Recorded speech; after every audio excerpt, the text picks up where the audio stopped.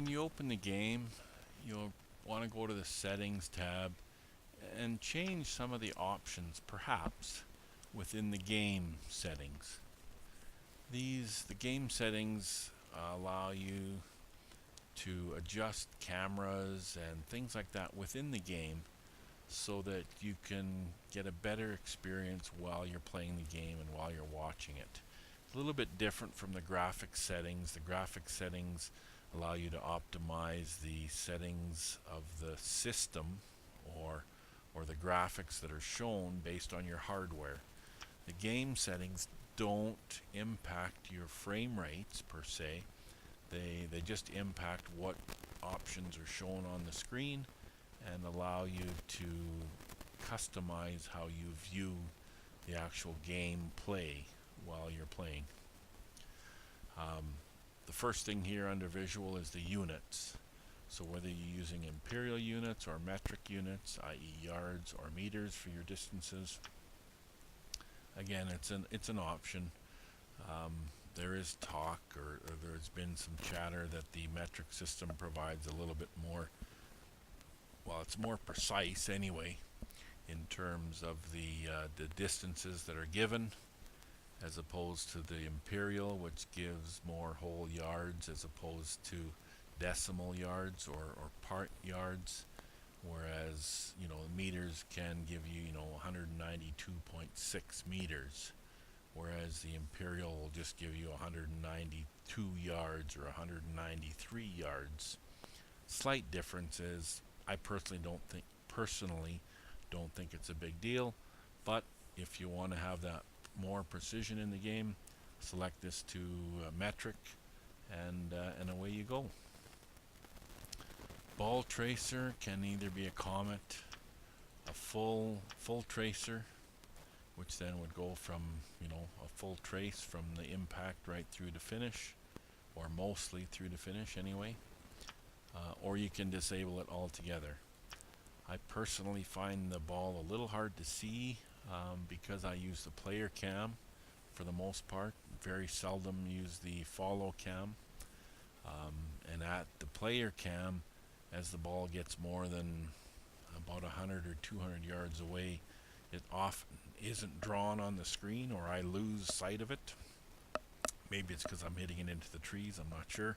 But anyway, I set the comet, and I usually set it at 0.03 seconds for the trail length.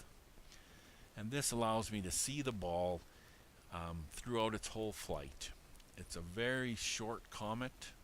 It almost looks like there's no comet, but there is a tiny, for 0.03 seconds, there is that comet shown, and it allows me to follow the ball throughout its flight. And again, that's a preference that I've found. But again, other people will obviously have different preferences, so set this to what you like.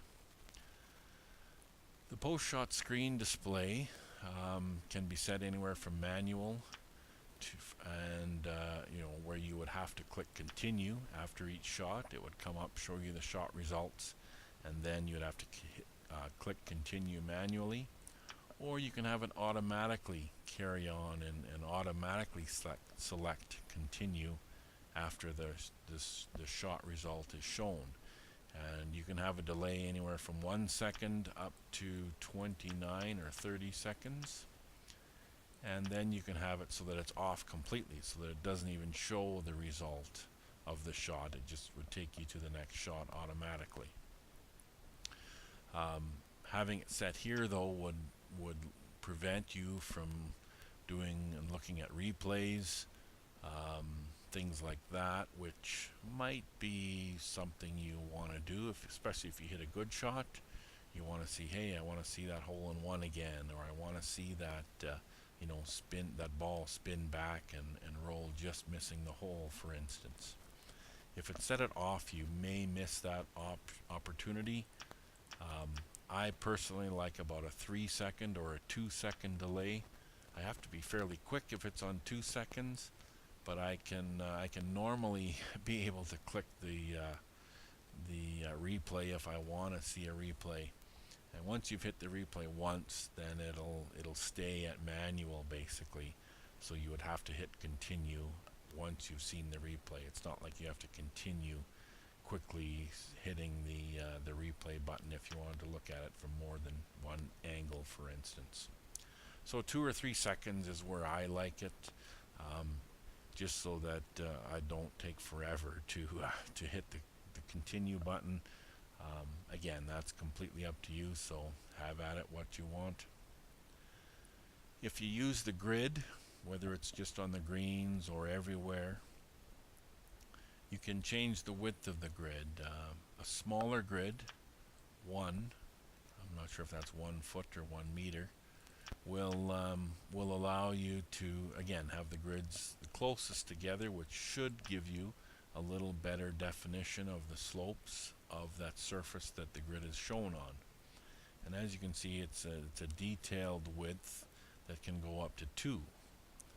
I'm not sure if that's 2 meters or 2 feet. I think it's probably meters. But regardless, again, that's a personal preference to set wherever you'd like, if you use the grid. If you don't use the grid, it doesn't matter what this is set at.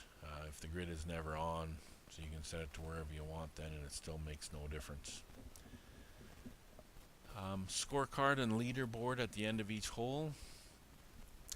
OGT has just come out and said, now as of July 5th anyway, that they want this turned off on their rounds. If it's turned on, it sounds like it creates a lot of extra work for the server, the CPUs on the servers. So they're recommending this stay off at least for the time being.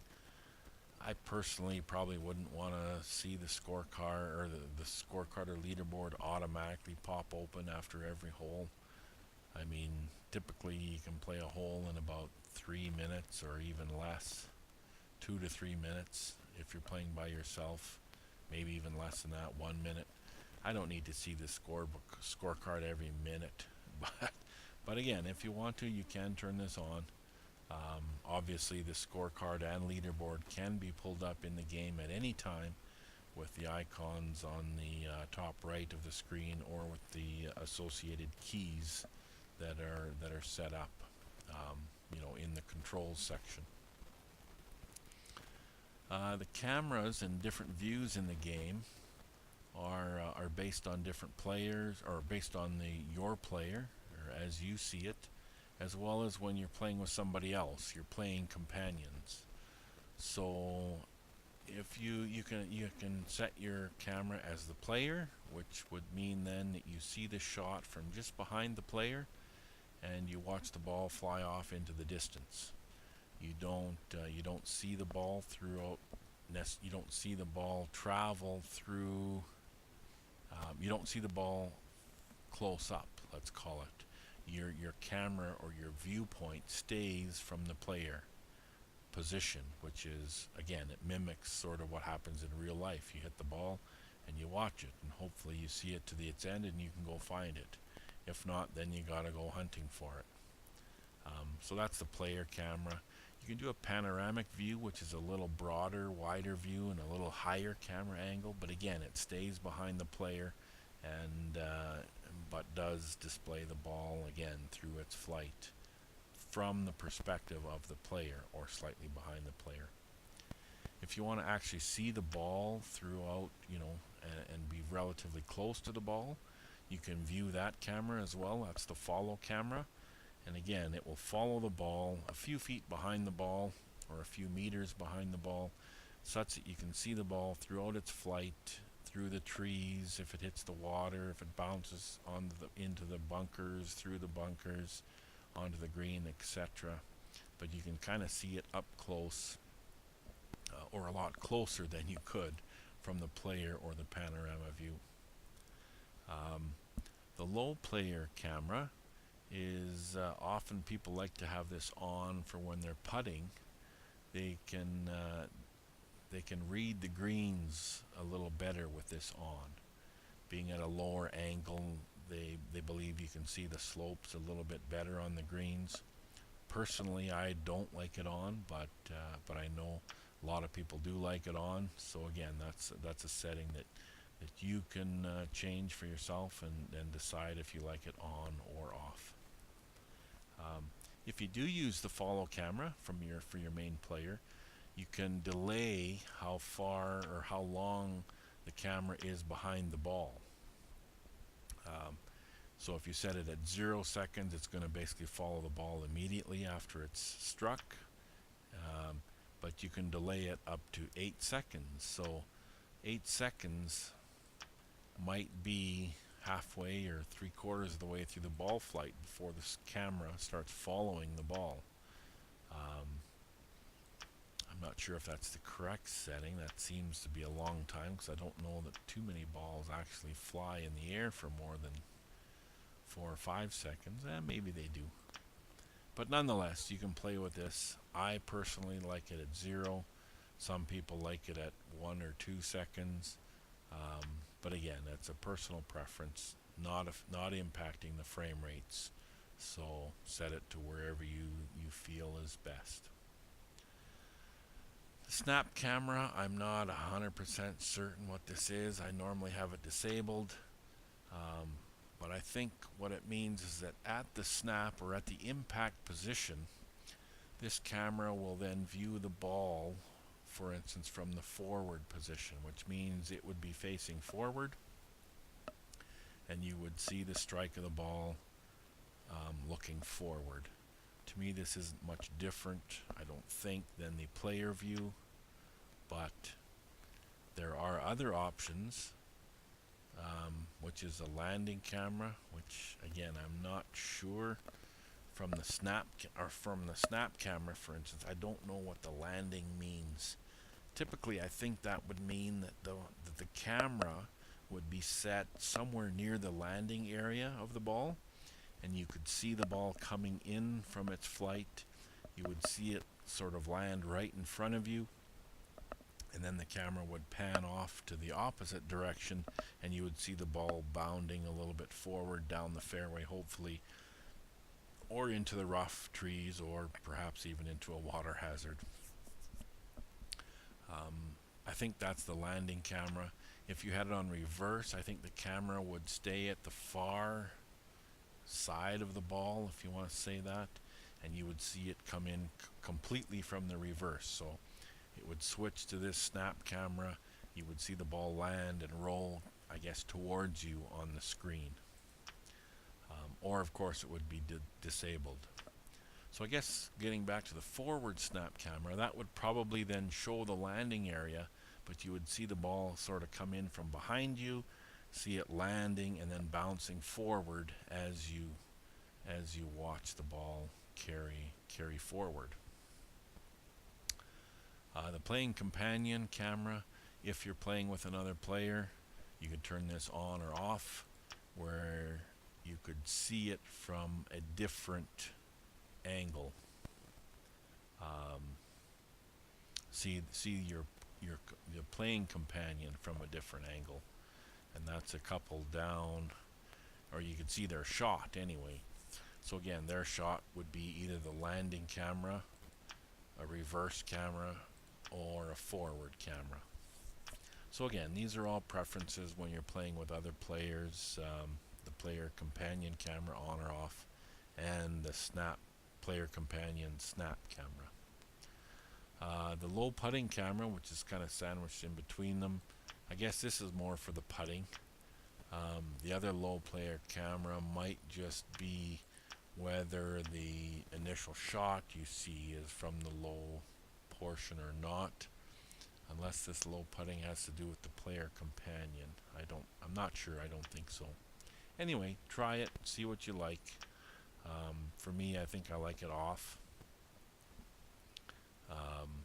But again, that's my preference.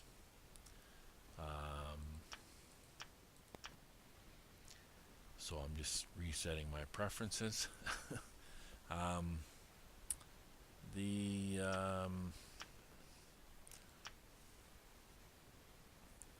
The last option here, under camera and views, is the scroll wheel to change the clubs. So again, you can use your mouse wheel if it's turned on. By scrolling the wheel, you can change clubs for each shot. So scrolling up and down would of course change the clubs. If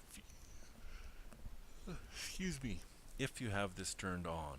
If it's turned off, of course, the wheel would do nothing, and you would have to select the club from the bag, from the icon on the bag, or by right-clicking inside the meter using the click swing method. The final two entries here on these game settings tab is the mouse sensitivities, and this would be obviously in play when you're using the mouse to swing. Not in the click meter, but either in the motion swing, whether it's vertical or horizontal, or in the RTS or real-time swing with the mouse, again, whether that's vertical or horizontal. That's when these sensitivities would become active, and setting them along with your mouse DPI settings, your Windows mouse movement settings, the speed of that, and or your acceleration or pointer precision, it's called now, that would all come into play in terms of how quickly the mouse and the avatar are moved when you do your motion swing or RTS swing with the mouse. Setting these up can be quite tricky. Again, impacting all of those other things like your mouse DPI, etc., etc. And I'm sure there's other guides that can help describe how to do that. For me, I find a low mouse DPI, or I should say a mouse DPI of about 800 DPI, which I think is low. For me, works best with the sensitivities shown on the screen here: 2.7 for the main swing, and 3.8 for the short game. That seems to be best for me and my swing for when I use RTS. But again, other people like it lower. Some people wish those numbers went much higher. Unfortunately, that's something you'll have to learn on your own, just by trial and error, I think, and using the driving range to practice your swing, or even to go practice out on a course somewhere with mulligans enabled. Okay, so that is the game settings section of the settings. I hope that helps enhance your enjoyment of the game.